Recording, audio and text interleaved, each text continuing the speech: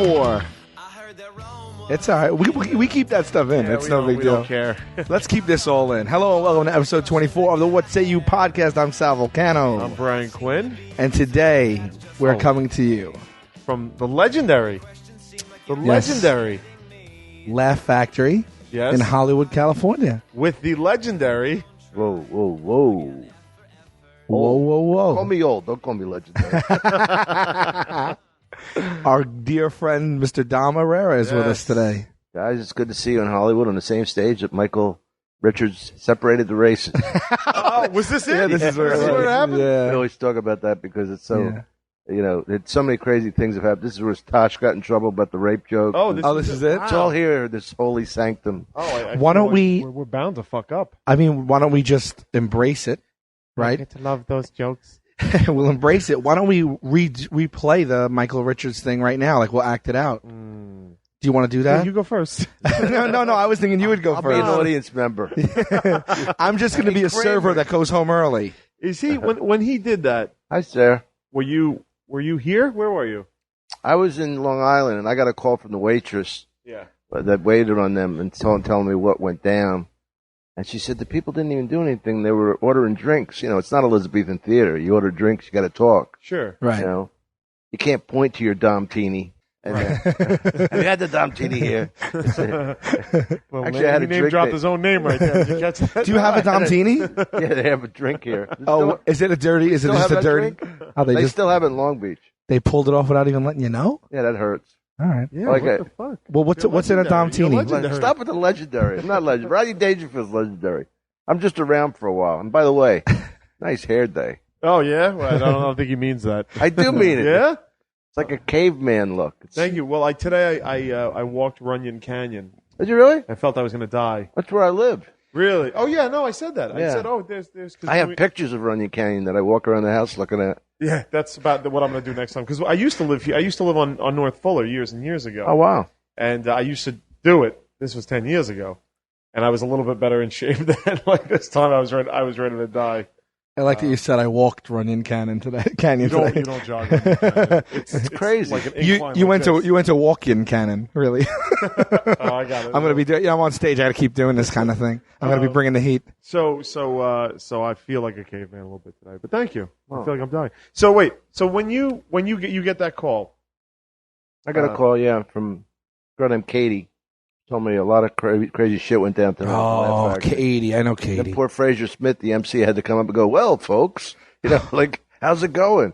After that, And the thing is, he still could have saved himself. I hate to repeat myself on the show. Well, you guys, he could have done all that. Everything he said, and he could have said, hey, people say I can't act. Anything to get out of it. Right. He was so stupid. But that's a whole thing. I mean, he was jealous. He was jealous of Kramer. Which is, you know what I mean? Right. Like he couldn't compete with Kramer. Yeah, because he was a shit stand-up, and first of all, he would start talking about politics and not politics, religion, and pontificating about religion. I'm thinking, man, if you're gonna talk about religion, you better be fucking funny. You know what I mean? Because it's one of those topics that get people on the edge. So it's safe to say that he has not been back here, has he? No. Okay. That's a good guess. I was a shot in the dark, No, I think Jamie forgave him, but they shook the place down a little too. They wanted money. They extorted some money. Oh, really? Yeah, that's what. Who's they? Well, I don't want to name them on the air because I could get sued. Yeah. But people. Now, is that the sort of like something like that happens? Does it? I don't know how to put this. Does it like shake? This is a horrible way to put it, but I'll put it this way anyway. Does it shake the foundations of stand-up for a while? Is it just put the needle in a different direction and everybody's like, all right? You know what it is? It's good publicity. Yeah. Anything that gigantic. Not for Michael Richards. What's that? Maybe not for Michael Richards. Maybe not for Michael Richards. Yeah. That didn't hurt him. He ended up in Tibet or something for a while. Right. Trying to find himself. Is there a blessing for the czar? Whatever he was fucking looking for. But it doesn't hurt. Like when we did that. Remember the incident with Tosh? Sure. Yeah. Okay, so that was partially my fault. What happened was Tosh came in here to get something to eat with me. He was done. He had done his show and plus 2 sets. He was beat. I said, and I was drunk. Right. And he hates when I get drunk. He's like my retarded son. You know, what do you got to drink so much for? Look at your face, so fucking bloated. All right, it's not you. You were doing this to me the other night. you were pointing like you drank all those. Stop drinking. I can't believe you drank that much. Yeah.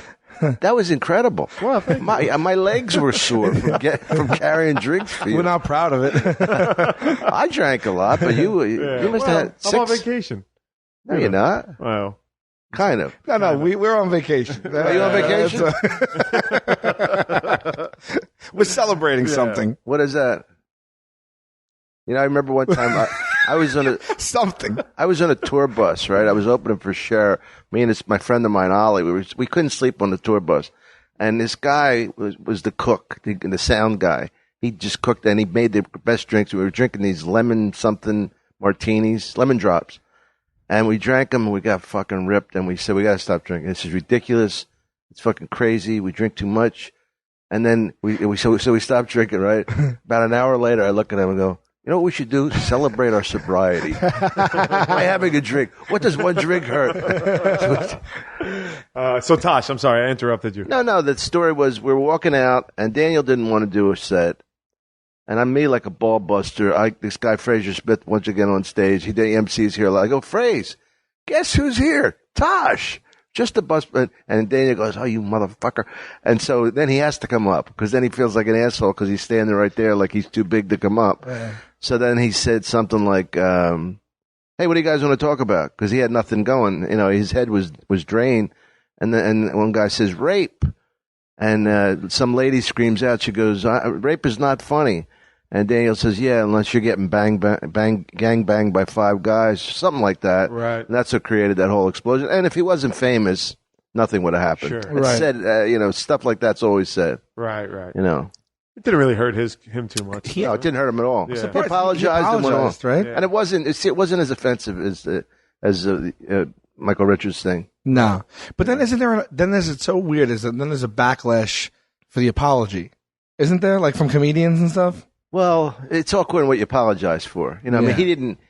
He kind of handled it well. He's very smart, you know, and he handled it where he wasn't deferring too much because it is comedy, and you are taking a chance in a comedy club. But one of my friends here, she's an actress and she's a waitress, Sarah, and we were talking about how, you have to have an understanding that people are going to bust your balls. Right. Now there comes a point where you can't grab their ass. But, you're going to say stuff here that you wouldn't say in a fucking restaurant. Right. But you can't grab their ass even if you're just trying to be funny, though? Well, not really. But it's a good question, though. What if you're trying to be like hysterical? Like if you're trying to be hysterical and you walk up on stage, you're grabbing her ass, and you just grab their tits. Yeah, you can't do that. What if you slipped on a banana peel while you were grabbing That's her ass? funny. Yeah, Now then that you're works. talking I mean, I'm looking for a standing ovation here, so I'll just probably finger somebody real quick. Slip a couple of digits. I have no idea. No, I think I get how it works now.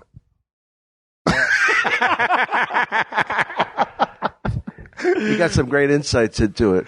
Where did this couch come from? We're on a couch on the stage. It came from upstairs. This is our big show. We have 4 guys on. Right. You normally just have the 2 Right. Right. We're doing this episode of What Say You? Yes. And then it's followed by Dom's podcast, in which finally James Murray and Joe Gatto's voice will be heard. You'll be reuniting the 4 of us on a podcast. You haven't done one in a really long time. Wow. Yeah. It's like when the Who got back together. Right. Something like that. Except without the big hits and all. Except we're on Queen Latifah later today, and we're together all the time. Yeah. What you want to get some business out of the way? You want to talk about? First, thank you for having us here. Yes. Right, because it's great. It's great. We brought a little mic. We really didn't have any place to do it, and now we're doing it on stage. It's being produced. We have a velvet couch. Now I told you I don't want to sound like Sammy Maudlin. You have the only show that makes me cry laughing. Fucking cry laughing. When everything, whatever it is, and I told you this, and like as if I'm some expert, but the chemistry is what makes it. You know, like anybody can think of a show and do a hidden camera thing or anything. Anybody can do stand up, but the chemistry, you know what I mean? That 4 of you, and you know, like like how Murr aggravates you or whatever it is. It's fucking funny. Yeah. Am I allowed to curse on this? I didn't even. Yeah. Oh yeah. Sure. Oh fuck yeah. That is. I mean, we'll never. I mean, that's obviously humbling to us to hear from such an old comic. She's You, old. you, Such a, you said don't say legendary, right? I'd rather you said say old. I think old is more realistic than legendary. No, come on. No, legendary. Elderly. I have you on my phone as legendary Don Irrera. Do you really? Yeah. Change that to old. So last year we had met for the first time last year, about over a year ago, right? Yeah. Well, definitely over a year ago. Josiah just asked me how we met, and I don't remember exactly. Twitter, right? Oh, is it? Twitter. Yeah. Isn't that something? Oh. You actually had tweeted to me, and I had just landed here. And you're like, we should grab a drink sometime. I'm like, I can grab a drink right this second. Oh, that's and funny. you're like, come to the Laugh Factory. We met here, actually. Right. Yeah. And then you invited us to your apartment the next day to watch the Super Bowl, and you and I, the entire time driving there, were like, I can't believe we're doing this. Yeah. Oh, no. And then you came to our show. Well, I came to your You show. got on stage before, with us. Oh, that was right. That was Yeah, yeah. before the Super Bowl. Yes, And we did yes. improvs at John Lovett's Club. Yes. Yeah. That was great. That was You fun. came up and started telling. So here's what happened, because like now we're getting is we had a Space Monkey show. It was me, you, and Ian, right? Yes. Ian, Like the Ian rock and roll Morris. guy? No, Ian is he's the guy who came up with that British show, The In-Betweeners. I don't know if you heard of it. Really funny guy. Uh-huh. So we were doing the show, the Space Monkey show at the Lovitz, and you came up on stage and started to tell the most offensive, like just started a barrage of offensive jokes. It was we were tired, we couldn't even breathe. I forget why he did that, though, because it was I like don't we set him remember. up for it. It was the end of the show. It was the topic was like on. It was all about us sucking each other's dicks. It was I don't all even about know. It was Actually, so I don't funny. remember. I was like, we have that. So it was reality based. Oh yeah. Well, we were sucking each other's dicks while you were saying it, so we were Right. just really doing commentary, I guess. See, in a comedic way, that's not gay. Right. No. You're not negating. You're supporting the Right. the improv. we have that somewhere. I would love to hear that. Too. I'll dig it up. I'll Yeah. find it. That was funny. So you're at next Friday. You're at Stress Factory in New Jersey. Yes. This Friday, I'm in Rochester. When does this go up? This will go up Tomorrow? Tomorrow, the day after. This Friday, I'm in Rochester. Okay. And I got to tell you a story about that, if you don't mind. No, I'd love And then to. next Friday, I'm in the Stress Factory, and then I'm in North Carolina the following. Okay. Raleigh. Sal and I are going to be at that Stress Factory. Yes. show. Are you So going to come? Oh yeah, definitely. Yeah. So if tickets haven't sold out, like come down and hang out, right? Yeah, you're there April 4th and 5th, I told right? you guys, I'll hook you up. I'll get you 2 for 1. Like, say you bring your mother, right? Your mother gets in for free, you pay. Yeah, or no, but that's Or- we could do creative accounting. we could both split one. No, I don't think it that way. Yeah. I want one person to go scot-free, as we like to say. I like to keep on top of the verbiage. Right. I'll be like, Ma, you pay. I'm his friend. So we'll be there, and we just did a what say you field trip to Gallagher. We To Gallagher? Yeah, Yeah. Gallagher 1 or Gallagher 2? Gallagher 1. Gallagher 2 like sells used cars in Florida. He's done. You know about that, right? Yeah, they're brothers. Well, right? I mean, I know. Yeah. I know Then the I public. didn't know because they look so much alike that he sold his act to his brother and then he sued him or something. So fucking crazy. You got it back. Give me back my mallet. Give me back my show. Sledge-o-matic 2000. So we said, all right, for the first, because what say you, we kind of want to do this thing where we're real interactive with the audience and we meet them and hang out a little bit. It's something we kind of lost with Impractical Jokers because as the show got bigger, it Right. became impossible to do these things where it's like, hey, we're going to be here on Friday night. Just too many people would show up. Yeah, you yeah. wouldn't have any. So what say you? We figured, hey, we'd pick select things and tell people what we're doing. We did it for Gallagher about two weeks ago. Yeah, it was great because we had gone to see him a couple of years ago, and he berated us was great. unmercifully. Yeah. And he brought us on stage, and I shanked when I tried to crush the melon, and he just fucking went off on We me. saw them. It was. I have to say, it does diminish the fact that you're coming to see me now that I know that I'm second to Gallagher. Definitely. I mean, I was like thrilled that you guys are coming now. It's like, man, Let me ask you: Do you have a hammer in your act at any point? I don't even have a hammer at home. I don't know. Maybe I'm busy next Friday. But we didn't. Like he at one point we had like 15% of the audience was what say you.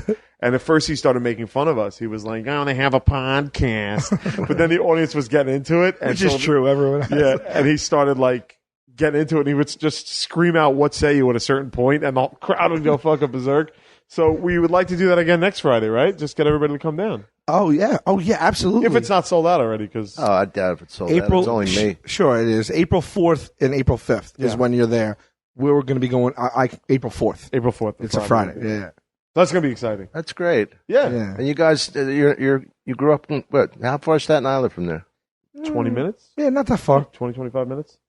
Yeah, we all grew up there. You know what everything is here. You ask somebody how far it is, they go with or without traffic. Right, exactly. because it's a whole different world. It's unbearable here, though. Well, New York City's unbearable. I mean, try get cross town and then 8 o'clock in the morning. You just jump on a subway. I don't go subways. You just jump on. You just take a city bike, or you could skip. You could see skip. me fucking riding a bike. Yeah, you could rollerblade. You could skateboard. You could skip. They have electronic scooters. They have rickshaws for rental. There's a lot of different options. Skipping is a good way to get around town. Yeah. So people think skipping. There's a stigma with skipping. Like if I skipped by you, you'd be like, look at this asshole. But I'll tell you right now, it might not be the skipping that made me say it. It's the hopscotch. If someone skips by you, I think people have a negative thought right away. Right. And I'm telling you right now, odds are that person skipping is thrilled. Because when I skip, because I do skip sometimes. Sure, when? I do it. When was the last I've been time known you to skipped? just skip. Just When skip was the at last time? I've known you a long time. The joy of life. I'm telling you, I really do. I'm not making a joke. I skip sometimes. No. I do Your now. feet Yeah. are the worst feet. I People know. who would like torture in pits in Vietnam have better feet than you. I know. My feet are supposed to get genetically engineered again. I swear to God, I went to the doctor because they don't even they're not even flat. They're like the wrong way. They're so jacked up. Can you throw stuff with them and eat? Here, pass me the potatoes. There you go. It looks like the Velociraptors in Jurassic Park. And we would film when we film outside, like just all day. Yeah. We just stand, and by the end of the day, I'm telling you, like I'm suffering like bad, and like everyone's we're all suffering. no, but I mean, throughout the day they stink. Well, let me just interrupt you for 2 seconds and just say what you do.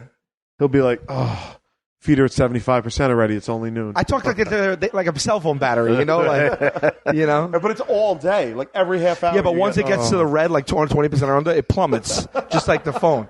So, do you know, like, you ever see, like, the Gracie brothers do jujitsu, and there's, like, a huge guy, he's, like, a really small guy, and he just gets on, and he just does that to them. Yeah. And then, like, after, like, 10 minutes, like, the biggest guy in the world's crying, because he gets so tender.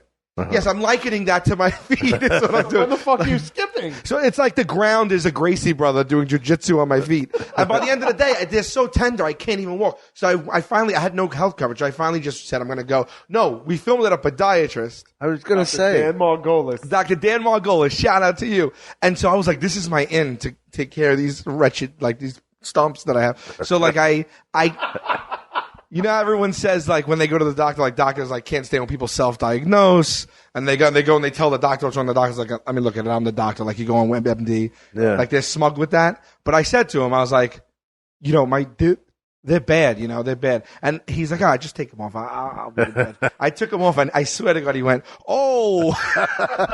That's what, you don't want to. I mean, look at this. There's no arch at all. You have a hole in your sock. This is embarrassing. It's a new sock, too. Gatto got me that for Christmas. My second time wearing it. So when are you skipping? Oh, so I skip, like I'll skip when I'm with my nieces all the time. Okay. But I will break out into a skip on my own. Like if I'm going, like, to, like, my car from, like, the mall or something like that, in the parking lot. We spend so much time together. I've never seen you skip. And I'll tell you, when you skip, you feel good. You, like, automatically feel better. Well, you definitely feel gay. Yeah. That's good. I feel very happy when I skip. Well, I mean, I wrote a bit about skipping one time. It was okay, but it was about when they let gang members out of jail, they should only be able to skip because you can't have an attitude where you skip it. Guys skipping by. You got a problem with this? You want a piece of this? It'd be like West Side Story, man. Right. But it is true. You can't have an animosity in you when you skip by somebody. Unless you're in a bad mood and some guy skips by looking happy and you're like, fuck this fucking guy, this skipping motherfucker. I'm going to try something. The next time I'm furious. You gonna skip it out? And like I'm actually having anxiety, like I'm that furious, I'm going to start skipping. I'm going to see if it helps, think it'll or if I work. just become like the furious skipper. The angry skipper. Get out of my way, you motherfucker. I love that we're doing mime on the audio. You should see how funny we are. They have these brain scans that show you of like how important exercise is, and they show you like a brain at a body at rest, and it's just like mostly dark, a couple of tinges of red. And then the next one's like after 20 minutes of walking, the whole brain is blue and red and shit like that. You get that circulation. Yeah, and they just tell you that's how important, like, even 20 minutes of walking is. So I would love to see, after you skip, like, how that brain lights up. Yeah, that would be fascinating. I would like to see how it lights up after you drink eight Jamesons. I thought I of held it together pretty well. You did. But you said you were drunk, and that was it. You know. But I was drunk. We were all drunk. Yeah, I was It was not. like 3 a.m, right? Or 2 a.m. 2 here. Yeah. In this pussy town. Right, that's right. That's pussy town. Everything shuts down. We tried to go out the Oh, other we night. came out it's unbelievable. Big deal. Fucking L.A., Hollywood. I take them to Katana. Right. It's dead. They offered me a drink because they know me. Felt bad though. You know, so we didn't want to make the bartender stay any longer. She had to get home. Then we come here and we're drinking in the dark. We sat over there in the pitch black. Like two old. We had 4 drinks. We were literally talking in the dark. You couldn't see each other. two old queens not wanting to go home. So handsome. That's great, though. So you know what, before, I wanted to, we're in London. We're doing a show in London. Did we mention this to you? No. We're doing a show in London April 18th. We just added a second show. That was the announcement that we had to make on this episode. You'll have a great time there. Yeah, Except that's a fucking town that closes early too. Yeah, but they're all drunk by 8 at night. Like Yeah, they they take go that out shit earlier. seriously. Yeah. Yeah, like they're fucked up at 8 o'clock at night. I was shocked at what I saw because we grew up in Manhattan and we were a little younger then, but like we didn't even go out till 10, 11 at night. 12. Yeah, we'd be like, "What time you Yeah. only pick you up? 11:30." All right, and then we're driving into Manhattan, so we're not used to it. Really, It's really better actually if you can adjust to that because then you get to bed at a reason. You just have to start earlier. yeah, That's the big secret. Like you Yeah. go out at 8 o'clock. You don't go out at 11. right. Well, you know, in Ireland, when they say the pubs close at 10 or 11, that's such bullshit. What they do is they turn into private clubs, and there's basically you could crawl in there drunk. Yeah. You know, are you a member of the club? Yes, I am. Yeah, okay, all right. Come on. I said to a lady one time, I was buying drinks. All the guys from Second City were there. It was really fun. Dan Castellaneta, George Wendt. Oh wow. So I go to get around the drinks. When was this? About 6 years ago. Okay. I got to get around the drinks, and I go, can I get drinks? She goes, we're closed. I said, oh, that's okay. Thanks anyway. And I was just polite. She goes, well, what do you want? I said, well, I guess whatever, easy beer. She goes, you can have whatever you fucking want. I thought it was closed. Well, not for you, not now. Oh. Then she just, but it's I'm telling you, Sal, just drop the attitude and be nice to me. Maybe skip into the fucking bar and everything will be okay. Skip around Hey, the bar. you skip into my bar at home. That's it.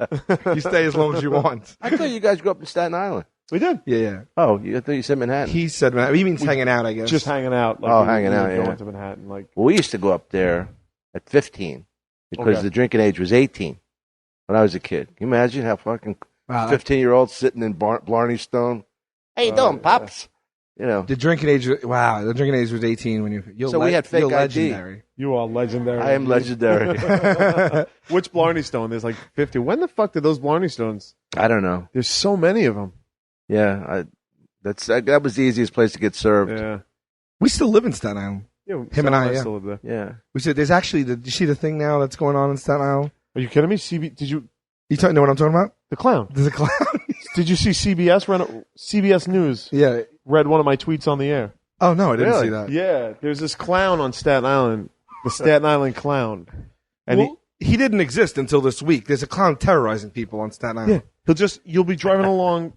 Pull up the picture so we can show the. You'll be driving along, and he appears during the day and at night. There's but no. the night one's. So he's effed not up. Like, he raping comes out. anybody. He's he- just scaring them. He's standing on street corners in like remote sections of Staten Island, Yeah. holding balloons by the Wow. woods. by the woods, like behind That's light fucking poles. creepy. Yeah, near detour signs. It's fucked up, and like apparently he'll give you a balloon, but he won't talk to you.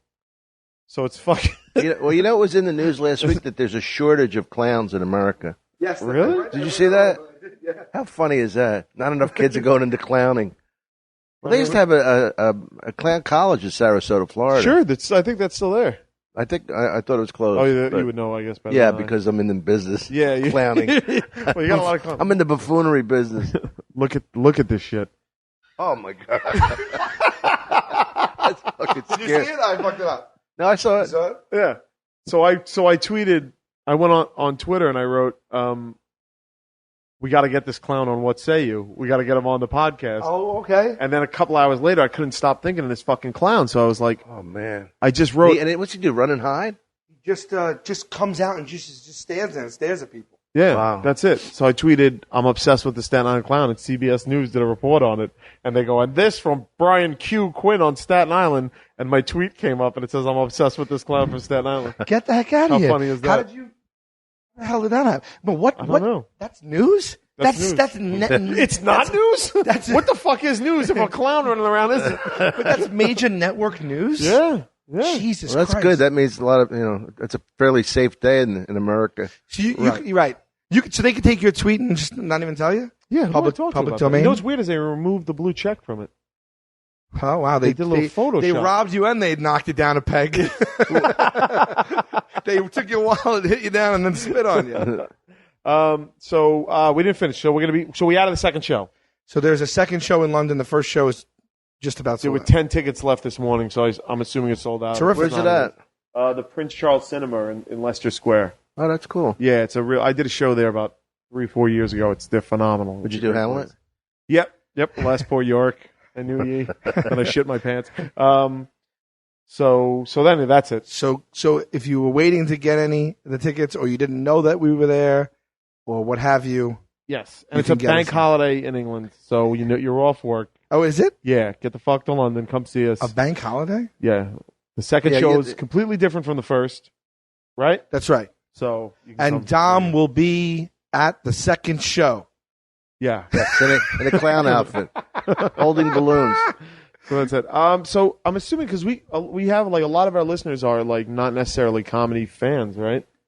Well, yeah, we have a lot of casual, like, Right. not like straight up like purists or anything. Yes. Yeah. So I was hoping you would give us like a little timeline of your life and your history, or your career. We want them Are to you learn up for about that? you, Dom. Are you serious? Yeah. You don't think they'd be interested in Yeah, that? no, what do you mean? Like from how I got to where I am? Yeah, how you started, what your thoughts Okay, are. I told you my first stand-up was in first grade.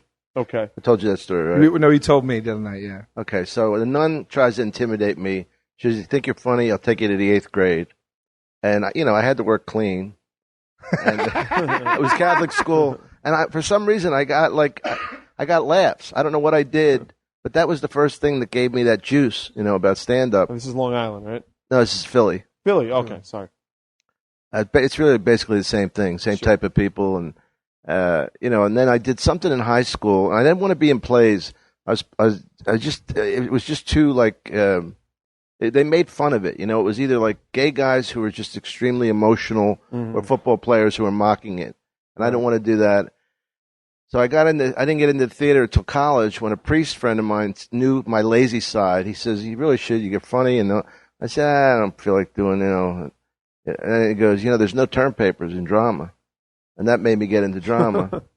And then I was lucky. I worked in a professional children's theater. Isn't that funny to think, like, that's how I got my equity card, children's theater, being Really? Billy Bones in Treasure Island. Really? And the White Rabbit. And I'm the White Rabbit. I'm dressed as a White Rabbit. And the mothers of the kids, talk about MILFs. I'm talking about 21-year-old mothers, they were so fucking hot. And they're going, "Hi, White Rabbit." I'm going, son of a bitch. So I got my equity card doing that. And That's what he sums up the whole early career as. I don't want it to drag it out too much. I mean, I did a lot of plays. I played Rosencrantz and Guildenstern are Dead, all that stuff. I was the rabbi on Fiddler of the Roof. How fucking hilarious. I was a 19-year-old Italian rabbi. "Rabbi, is there a blessing for the Tsar? May God bless and keep the Tsar far away from us. Forget about it." I slipped into being Italian. But I did, all those plays. And the reason I got into stand-up was very clear-cut. Improv group, not enough money. Right? I was in improv groups, did some commercials. And in 1980 or 79, I auditioned for Saturday Night Live. And I got 3 episodes, right?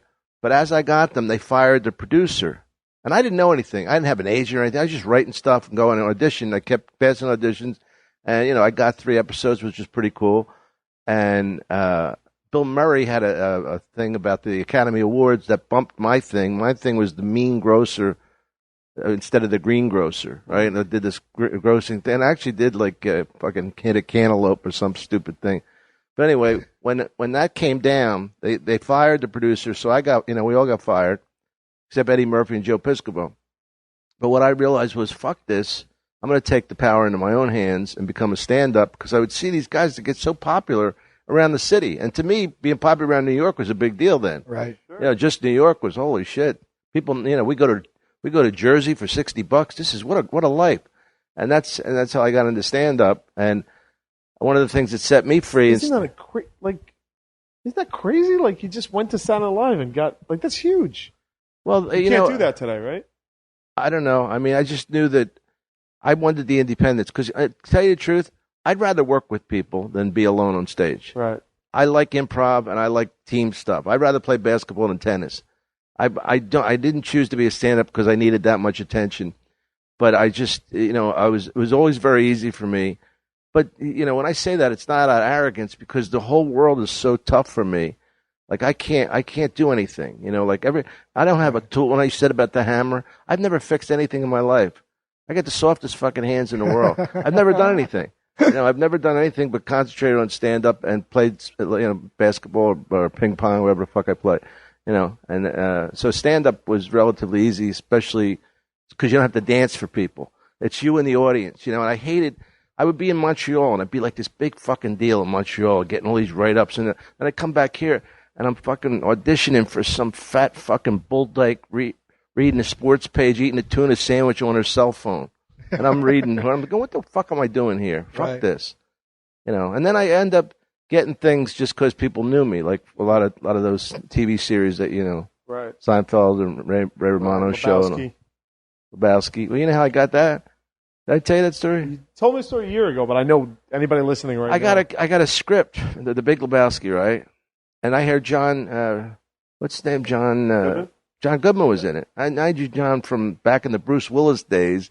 When Bruce came out to L.A., I'm going to make this quick. No, don't make it quick. Don't make it quick. When Bruce came out to L.A., we had known each other from New York because he used to love this character I did called Fritzie Anderson, lounge comedian. And Fritzie Anderson was like this. Is this thing on? What do you call a dog with no legs? Nothing. No matter what you call him, he ain't coming. What do you call a Mexican hitchhiker? Stranded. Come on, you bastard. Get off your high horses. Is the sound system working in here? It's the most fun. They go, I love you, you're beautiful. You lower the worm sperm, your paramecium nipples. Come on, folks. What is this, an audience or an oil painting? He was that kind of guy. What do you say to a black man in a three-piece suit? Will the defendant please rise? But Bruce liked that character, and he came up to me here, and this is just a side story about John Goodman because I loved it. And he got moonlighting right away. Like he was doing something on Broadway, he got it right away, and he started building momentum. And we never talked about it. We just at the bar. I mean, at the Improv, there's a round table there. We'd all sit there and drink and just have a great night. And then John Goodman starts coming around.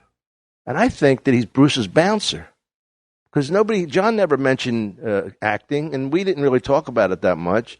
And I'm thinking, fuck, Bruce got a bouncer quietly, just to protect. He's getting a little famous. Guys would like pick fights with him, and he was kind of rowdy anyway, like at the Improv.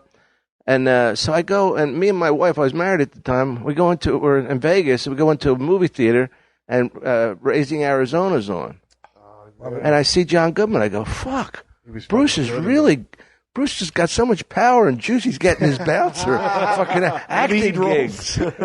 So that was my first experience with anything with the Coen brothers. But so I get the script, The Big Lebowski, and I think John Goodman's going to be the Big Lebowski, because he's a big guy. And sure. Anyway, so I read my part, and I call up my agent. I go, it is absolutely brilliant.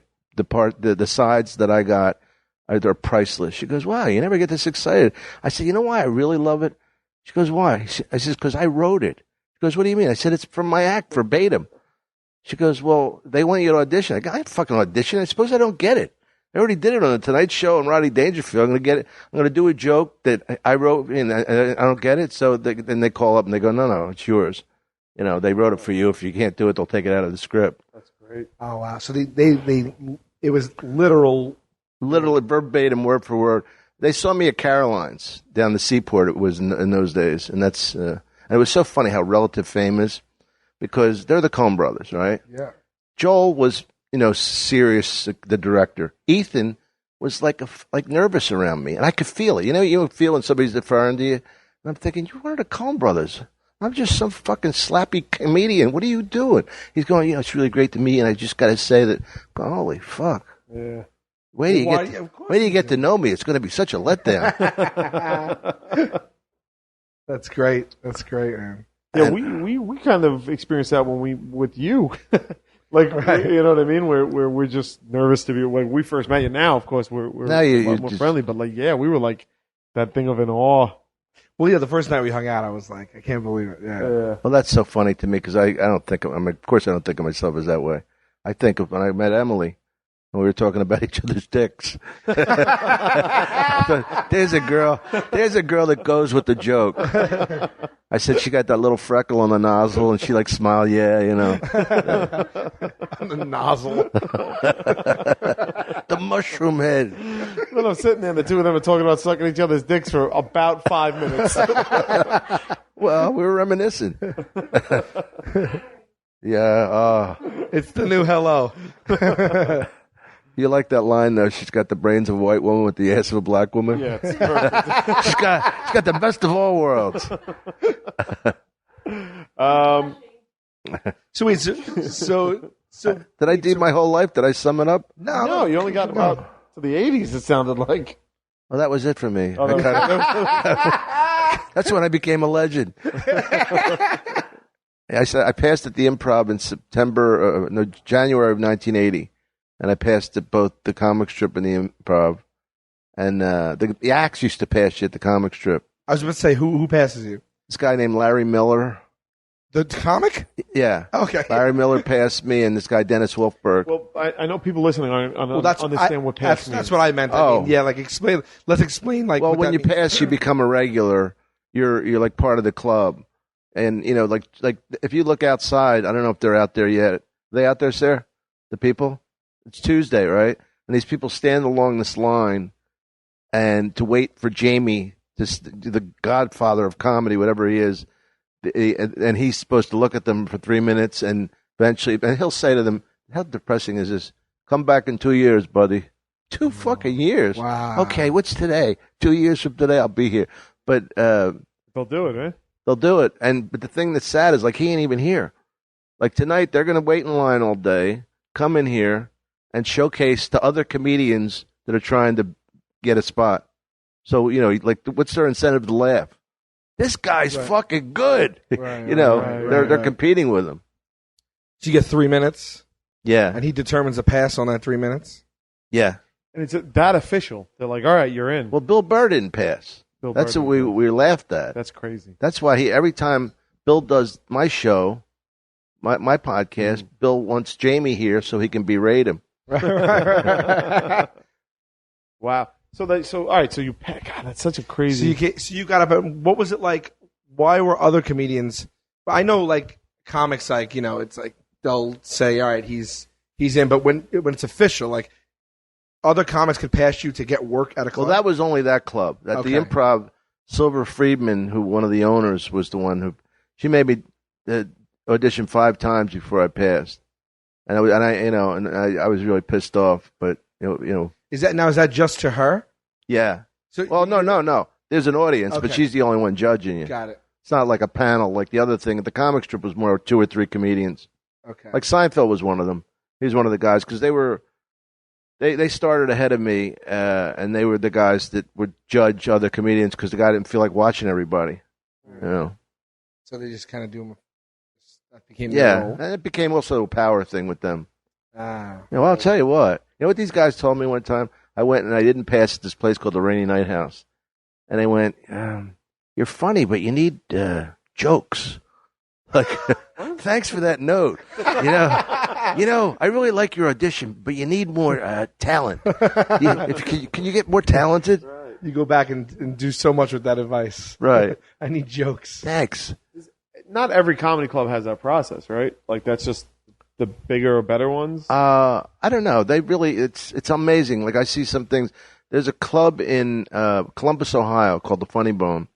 He has people come in on Tuesday nights. They fly themselves in on their own money and put themselves up to audition. And that's basically for all middle act work. That means here's what you're auditioning for, to get a lot of jobs for shit money. Right. Like feature. or Yeah. feature job. And then once you pass, is it just free reign to come in? Because I see you the No, times no. I've hung out with you, right? Like you're like, I'm doing 15 minutes here. I don't want to bump this guy. You know what I mean? Yeah. Well, I have a no bump policy with myself because they used to do that to me. It's like you got to stop the abuse somewhere. It's so fucking mean, you know. Right. You know, it's like Dane Cook will come in here and just do 45, 50 minutes, sometimes not on the schedule. And, you know, it's just, we're just different people. And, you know, I just wouldn't do that to somebody. Right. You know, and you know, Dane's my friend and all that stuff, but that we have a total disagreement on that kind of behavior. Right. You know, I just. Because he's bumping, he's taking away their spots for the night. Oh, yeah. I mean, some people, like, don't forget, like, we get $80 for this. $80 is nothing to some people, and to other people, it's part of their rent. Right. You know. Right. So they don't get paid if they get bumped. Is that? Yeah, they get paid. Oh, they get paid. Yeah, I mean, Right, Jamie, they're not building an that's- audience. They're not. No, Yeah. no. You know, you come down here, your heart starts beating, you're ready to go on, and then somebody bumps you. And it's Yeah. not only Dane. You know, there are other people that do No, it. I was in the Comedy Cellar, and I was there to see Dave Attell, Happens all the time. Yeah. and Seinfeld just came in. Like he was 2 minutes into his act, and then he was like looking off stage, and he was like, "Ah, guys, I gotta go." And then Seinfeld came up and did like 20 minutes. And Dave got off for him? yeah, he got off. See, I would never do that. Really? Jerry said to me one time, we're sitting right back there, and he goes, "You mind if I do 20 minutes?" I go, "Yeah, I mind." He says, "All right, I'll go on after you then." Fuck. What is he going to do? Right. What's he going to do to me? I don't give a fuck. Right. I like the guy, but I mean, no way. Sure. I mean, Dane said that to me one night. He goes, "You mind if I do?" I says, "You know what? You can do that. I'll just cancel my spot." "No, I don't want you to cancel." I said, "Well, I don't want to wait." Right. What the fuck? You think I came down here to watch you? Right. It is true. It is true. But everybody, I mean, we've seen everybody from Chris Rock to, I mean, everyone. Right. Who's the unbumpable one? Who do you think's unbumpable? Jesus Christ. I mean, I guess Jerry. no one's bumping those guys. No one's bumping Louis or Bill Burr or. Well, it'd be, I can't believe someone. I didn't think Tell could be bumped. Tell got bumped. Yeah. who? He was pissed. I too. didn't think a Tell could be Well, bumped. how could he be bumped when he was on stage already? He was. Yeah, well, he was up yeah. there for. They gave him the light? 2-3 minutes, and then they got him off stage. That's unbelievable. And That's so fucking rude of Jerry. Yeah, and then I went to the back. This was, I think, before even what was his show, Patel's show, Oh, the porn show? Insomniac? Insomniac. It was, I think, it was either before Insomniac or just when it ended. And Seinfeld pulled up in that Porsche and he parked it right in front of the Comedy Cellar, right, like he does, and he doesn't give a shit about tickets and shit like that. And I said to Attell in the back, he doesn't know who I am, especially back then. He definitely still doesn't even know who we are. But like I was like, wow, that sucks. And he goes, "It's fucking Jerry Seinfeld. What do you want me to do?" He was fuck pissed. that. I would never let that happen to me. Yeah. Attell said to me, we got done the podcast, and I said, I love Dave. I love his work, you know. And then I go, "Dave, I don't think you realize how strong you are." He goes, "Dom, I hate my act, but most of all, I hate myself." I said, "That's why you're funny." You know, He's one of the best. if anybody man, says ever. to you, "I love my act and I love myself," you know, they don't have enough darkness to be a comedian. We went to Doug Stanhope's Super Bowl party this year. I went to Doug Stanhope's happy hour. Doug had a happy hour. He's insane. He is insane. He had a happy day. I love that guy. So, and he said that Dave Attell has what he considers the best stand-up album he's ever heard, and he just won't release it because he thinks it sucks. I love that joke he has about, I have a fear of traveling because my parents used to beat me with a globe.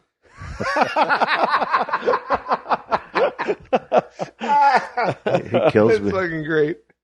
Well, so those guys, they don't get out here like those are all New York guys, right? Dave gets out here. He gets out here, yeah. Yeah, and Bill lives out here now. Right. Yeah. But what would you see like a, if any at all, what is the difference between East and West Coast like clubs? Well, there's a pretentiousness to the East Coast that isn't out here. I mean, I don't know why, because I'm one of them. I grew up there. I developed my stand-up there. But they think just because they hang at the Comedy Cellar, and these are all friends of mine, but there's a certain kind of not to be a superciliousness. Right. There is. There's like I don't know. There's an attitude from New York that because they're in New York, they're better. Really? Yeah, and I don't think it's necessarily true. I mean, I think the competition is good there, but if you come here on a Saturday night, it's a pretty strong show. Oh yeah, ever all over town, right? Yeah. I mean, they're really, yeah. But is it like is it just out of the cellar they're like that, or anywhere in New York? I don't know. I just always had that feeling about New York. Yeah. There was, you know, and I was one of them. I mean, I don't think I had that attitude, but I don't know. It's almost like because it's like the people in San Francisco, like they take credit for the beauty of the city They didn't build those hills. What the fuck? They're going to be here after you leave. I wonder if it has something to do with the amount of. Is it a little humbling out here? The amount of competition and it's not only comedy. Well, you can get on film, more in New York TV. for sure. Yeah, so like maybe they just feel. Yeah, people move back there because these clubs are, and especially here because the spots are longer. So it's 25-minute spots. Okay. The Comedy Store, they're 15. So, like on a Saturday night, so that means you get on 4 or 5 more acts by the end of the night. Right. So that's pretty tough. Yeah, I wonder if that has something to do with it. I think there's more stages in New York too. There's many more. Yeah, I think we know a lot more West Coast comedians than we do. Well, you don't. You know a lot. Yeah. Huh. I still consider myself a New York comedian because that's where everything started for me, and that's where I wrote the same shit that I still do. I'm kidding. I always get that, I don't know how well you know my act, but I'll get like, to do the Joey Bag of Donuts thing, will you? Like, I'm thinking, it was fucking 1987. Right. Can't you let it go? I'm willing to let it go. We were talking about that the other night, like how often are you like writing new stuff and what your process is and stuff like that? Well, I try and write new stuff every day, but it's really hard, Right. It doesn't get easier. That's the interesting thing. I thought, the older you get, the wiser you get, and, you learn the formula. I don't know the formula. I still don't know how to write a joke. Right. I know how to write rhythm. Like the first joke I wrote with real rhythm that I remember was about Ed McMahon. Did I tell you this joke? Nah. I was on Star Search, right? And I said, this was the joke part, and I go, what do I say? I meet Ed McMahon. He's a legend. He's old. 35 years in the business. What do? Do I call him Ed? Do I call him Mr. Ed? Do I call him Mr. Edward McMahon, Mr. E, Mr. Eddie McMahon, Mr. You big, fat, lucky, talentless hump? Kissing Johnny's ass for the last 30 years. You Budweiser sucking, Alpo slinging nothing. What do you do? I'm guessing you didn't settle on that one. Well, then the first time I did the Tonight Show, he pulls me. I didn't know he knew the joke. He had seen the joke, but he pulls me towards him. He's a big guy. Yeah, I met him. And I go, fuck, Ed McMahon's going to slide me right before I go on for my first Tonight Show set. But then he loved the joke. And then, that big laugh. He had a good. Yeah, he had a good attitude about it. Oh, that's great. I think he was secure. That's fucking great. Jesus Christ. He just told the story about Johnny Carson and Ed McMahon. Yeah. How was Carson? That was unbelievable because it wasn't fun. I swear to God, I wondered the first time I did the Tonight Show because it was really big then. And don't forget, it was so different a world. You know how like we were talking about like where we're celebrities and where we're not? Yeah. Because it's so big a world. I mean, it's like unless you have a series like Seinfeld, right, like that just permeates all societies. Yeah. But in those days, this was a big deal. Well, there were 10 channels back then, right? Yeah. 10 channels in New York, not in Philly. In Philly, there were like 4 or 5. So doing late night now it's just another. This is more exposure. What we're doing today, what we're doing your podcast and my podcast, because the people that watch these or listen to them are the people that come to comedy clubs. I think. I mean, maybe your crowd. You said they might be a little bit more, right. But for sure, the ones that come. They're like the Joe Rogan, like I'm part of the Death Squad. I don't even know what that means. Right. But I get so many people coming because we're hooked up with that. Right. Many more. But when I did Jimmy Fallon, I did as good a set as I can do. Nothing. Nothing like tangible in the clubs. I mean, it used to be, if you did the Tonight Show, you packed the place. Right. But anyway, I was going to tell you that the first time I was so fucking nervous. Do you remember when this was? What year you were? 86. 86. Okay. And I and I didn't realize how fast it happened because I just started in 80. That's like for some people that's a big deal. But anyway, I remember like I was at NBC in Burbank and I looked into the hills and I thought, I'll run into the hills and start a new life. I just wanted to run away. I did. And I go, what did they do? And I'm not here when they introduced me. Because the only other time I had that feeling was in Fiddler when I was the rabbi. I think, I can't fucking leave. There's like 100 people in the cast. They'll notice when the rabbi doesn't say his lines. But it was horrible. It was like, I remember even the second one I did. My heart was beating. I had a headache. It wasn't fun. They go, like, "Oh, go enjoy yourself." Fuck you. You try it. Enjoy yourself. Right. Now I can enjoy myself because I don't give a shit. When you watch, if you watch back that first appearance or the second appearance, can you tell that you feel that way, or do you think you're fine, you covered it up? Well, I don't know. I can't separate it enough. Yeah. I mean, I know though. I look at it and I think, man, was I thin? Man, was I fucking muscular? Man, like people. You don't realize, like, I used to play a lot of basketball. Right. And I remember these two guys found out that I could play basketball. And they go, "Were you any good?" I said, "Well, I was really good for a comedian." And they go, "I played, a little bit of junior college, that kind of level, decent. Right. Street kid, And they go, "Could you jump?" I said, "I could really fucking jump. I could grab the rim. I'm only 5'8". I could grab the rim." And they go, "You could?" "Not now." Then they go, "You?" And I go, and then they go, and they said, "Were you fast?" I go, "I was lightning fast," And they go, "You?" I go, "Not me, what you see now, you fucking idiots." Me at 145 pounds of monkey muscle. Right. It's like a different. Now I feel like I'm in a spacesuit. I do. I swear to God. A flesh spacesuit. I do. I was. Oh, we just got the title for the episode. Flesh spacesuit. Look at that helmet. Thank you. I just had it redone. Fucking gravity up in the air. I really do, but I was out with a friend of mine's daughter. That doesn't sound right. I was dating my friend's daughter. Grabbing her ass, trying to get some laughs. I gave her a bath, put her in a bassinet, and then took her out. No, but she came to see me in Cleveland with two girlfriends, right? And I was going out with this bartender. She was working at this really hip bar, martini bar. So I said, "Let's go there." And she's working, and I'm talking to the girls, and we're just having fucking fun. We're laughing, and all of a sudden I look and see my reflection next to these little heads. And I see my big fucking Guido head. I go, "What hath time wrought?" Dear Lord, the golden years, my ass. You ever get just on a sad day, you're like contemplating? I can just picture I have this image in my head of you at a basketball court just looking at the rim. I used to go up there. Dude, I mean, it's not even age. We were talking. We were on Artie Lang's show. And I told the story about how, when I ride my motorcycle. I hate Artie Lang, by the way. Do you really? No. Oh, okay. I love Artie. Oh, my gosh, shit. It's something I never heard anybody say. And we were talking to him, and he was talking about how he saw himself in the monitor. And he goes, "I can't believe that's what I look like." And I go, "Artie," I said, "I drive my motorcycle around Staten Island, and I think I look like James Dean. Just because and then I hit a building with, a shiny front.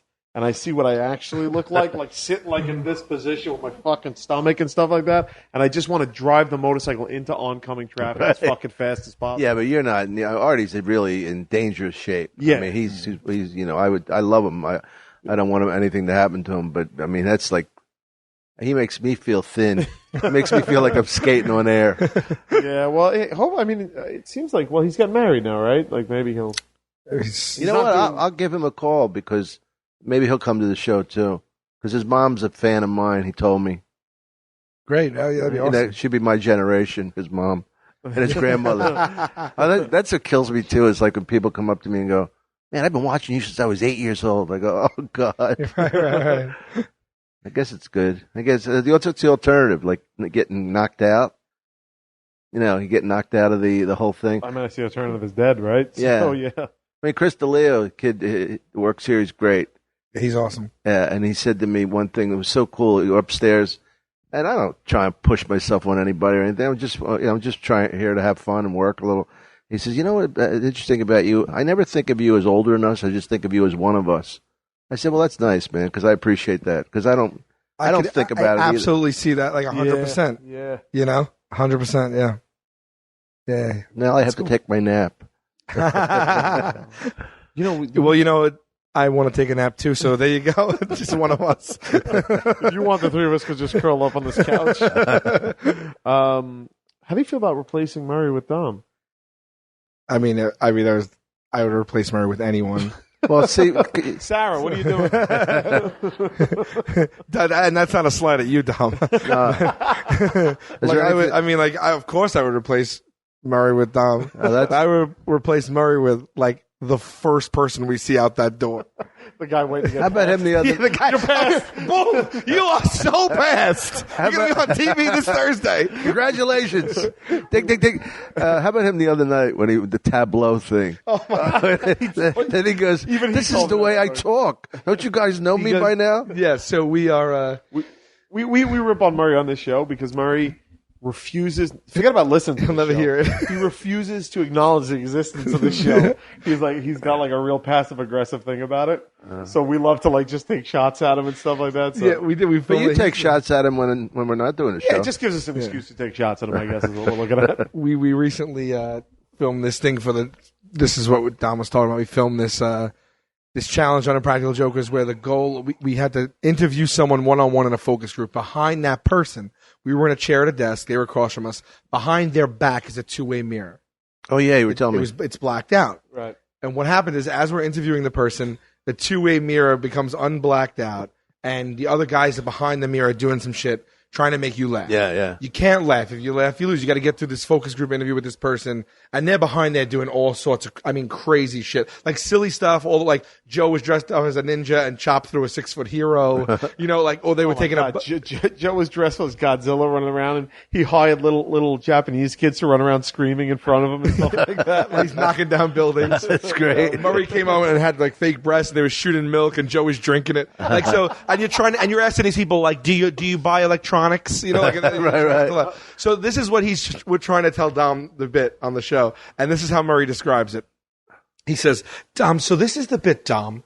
He says, so the jokers are behind the mirror. Jokers. I looked and I said, why don't you just say we? he's pitching him an idea. He's like, so the Joker on the floor, and then there's the Jokers behind the scenes. And it's like the four of us. I'm like, you mean us? You mean I? So instead of saying I'm sitting there, he's like, I was the Joker on the floor. And then he goes, and the other Jokers are behind the mirror, and they're doing fun vignettes or tableaus.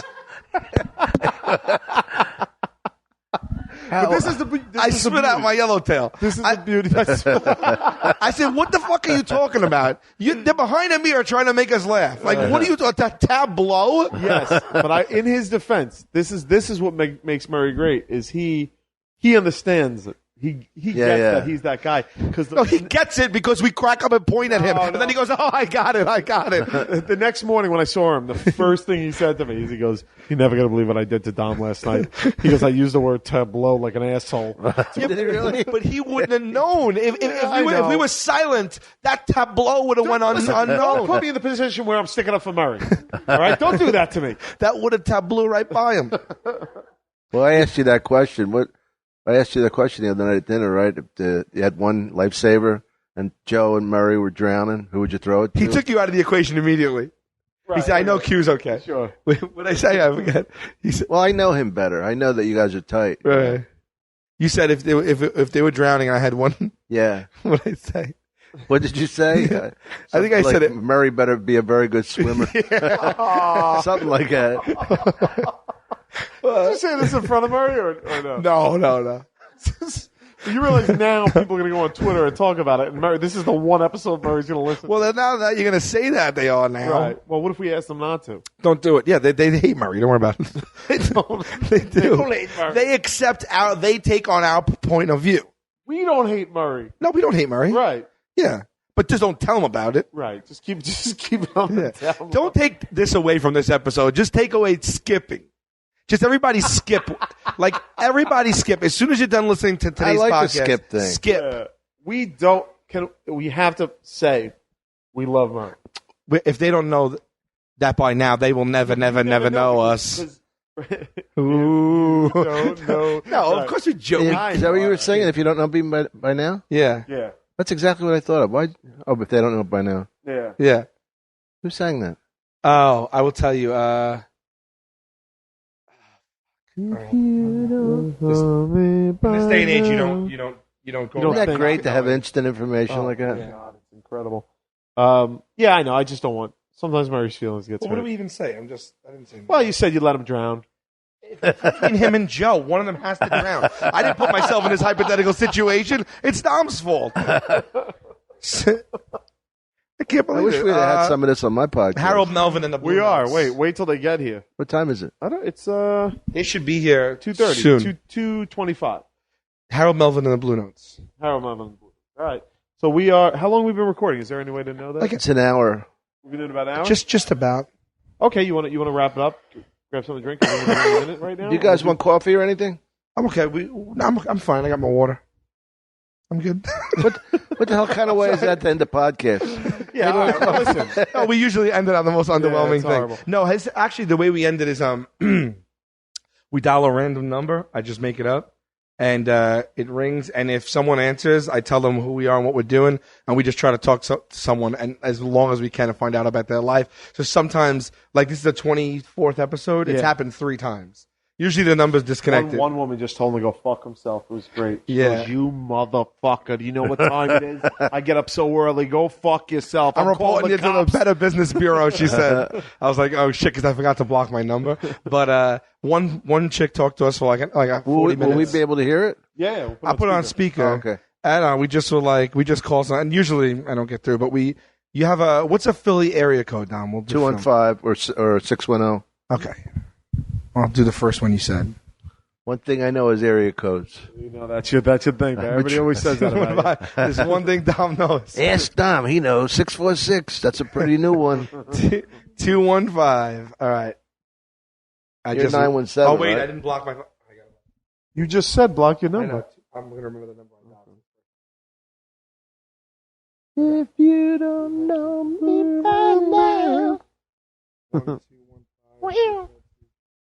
Okay. Here we go. Block my number. That's It never star works. 67. This podcast is over. This never works.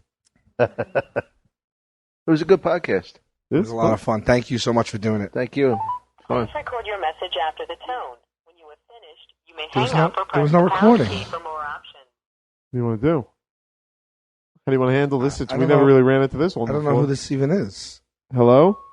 Well, this isn't very fair at all. There was you didn't even identify yourself. This is just a voicemail. Well, I think they assume if you're calling them that you're not just some weirdo. on This a- is on a Sal couch. Volcano, Brian Quinn, and Dom Irrera Right. calling you from the Laugh Factory in Hollywood. You want We to wanted call to talk a friend? to you for a wanna little call bit. a friend of mine? Yeah? Yeah. All right. Well, you weren't there. Bye. You want to call a friend of yours?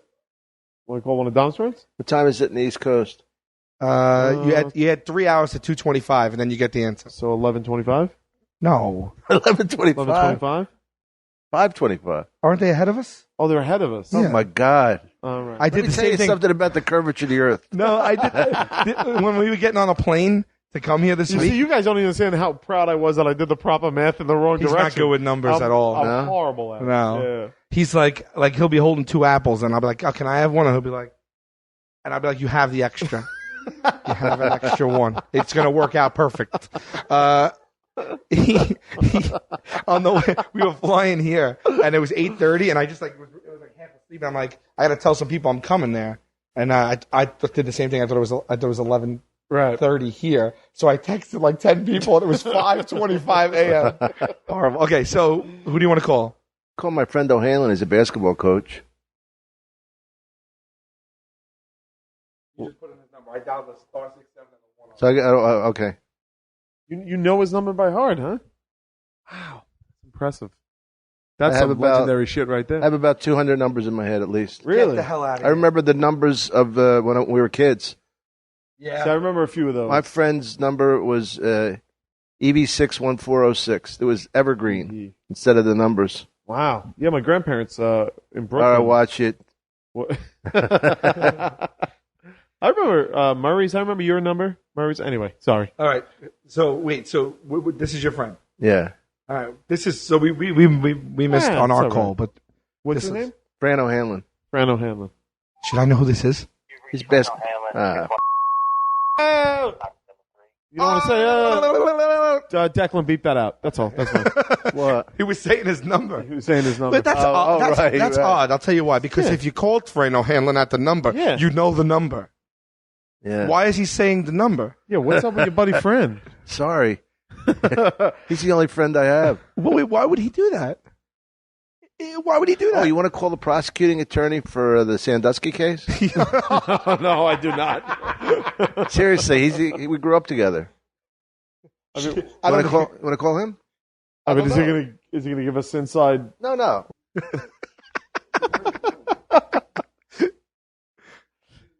All right, here we go. Oh my God, I don't know what to say. What's his name? I'm going to Joe ask him the McGinnigan. last time he skipped. All right. Bugs, the prosecuting What's attorney. his actual name? Joe. Okay. I mean, what do I? Am You I gotta just, say Bug Assault Bugs.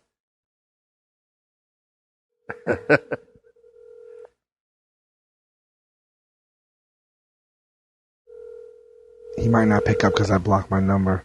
I don't give a fuck. You're an asshole. Who said I don't give a fuck? That's Sal's- my text. That's whenever he gets a text. It doesn't matter if we're in the middle of a family restaurant. His phone screams out, "I don't give a fuck." It's Chris Tucker from Friday.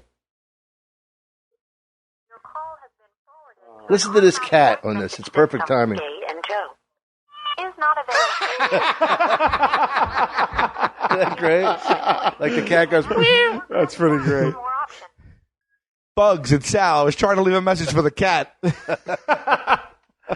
All right. Well, that's it for this week's episode of What Say You? Yes. Thanks for having me Sal on, Volcano. guys. Tom, thanks for being on. We will see anybody who wants to come to the Stress Factory Friday, April 4th. We'll Yeah. be there. We'll be in London April 18th, second show added. And, Joker starts up again in 2 days. this Thursday. Yeah, Thursday. That's right. Thursday, The March Texas episode. 27th. Can you follow me on Twitter? I'm lonely. Here Yes. we go. Yes. And what is your Twitter? At Dom Herrera. Nice Yeah, and pretty easy. You run it now yourself because that wasn't always the way it was, right? Jenna was running it for a Jenna while. was running it, yeah. Yeah, now it's That's yours. why it was all correct punctuation. Yeah, I know. Oh, no, I know when you I can tell when you tweet or when she Oh, yeah. tweets. It's, like, I love when people go, Dom, go to bed, you're drunk. I get on a rant about something. Thanks, guys. Thank you, and stick around for part 2 of this on Don's podcast. Yes, switch over, and we're going to have Joe and James on. Joe and that. James We'll on be as well. Dom's. All right. Dom, where can they find your podcast? Just go to your website? Yeah, Dom Herrera live from the Laugh Factory. Okay. Yeah, go to the website or go to the Laugh Factory's website or iTunes or Google. And we'll see you Because on there. it's on video, too. Not Oh, that's right. You can not like watch. this low rent Right. audio right. and shit. Dom's is taped, and you can watch it even on YouTube or whatever. We'll be See on. how fat I really am. Yeah. All of us. My Chinese head. That big flesh space helmet. See you guys. Thanks. Thank you.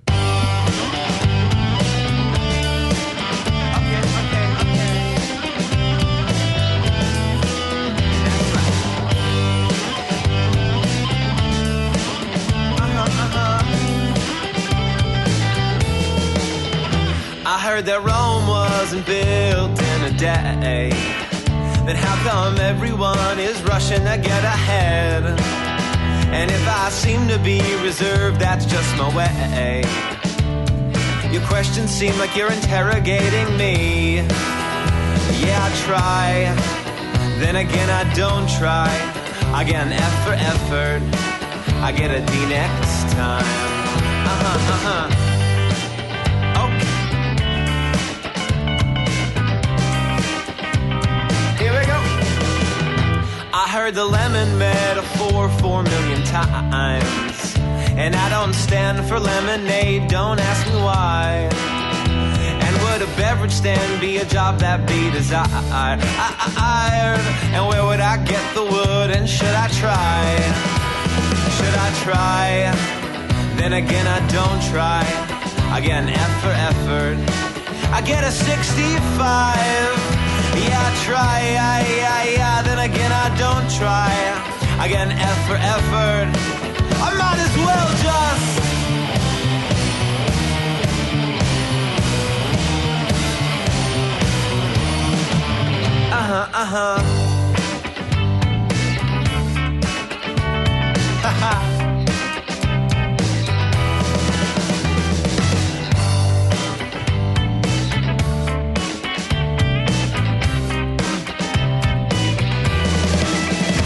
I heard the currency don't grow like leaves on trees.